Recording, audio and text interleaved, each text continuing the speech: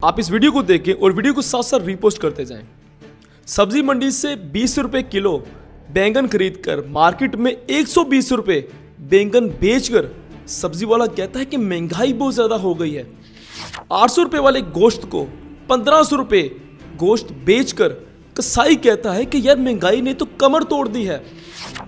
दूध वाला 200 रुपए लीटर खालिस दूध में 20 लीटर पानी और पाउडर मिलाकर कहता है कि यार समझ नहीं आनी करना क्या है, महंगाई बहुत ज्यादा बढ़ गई है।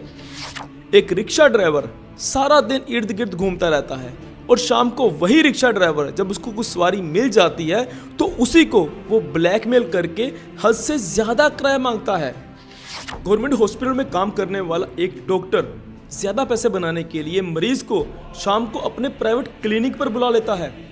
अक्सर का स्कूल के टीचर अपने बच्चों को कम नंबर देते हैं ताकि वो उनको अपने प्राइवेट ट्यूशन पढ़ा सके।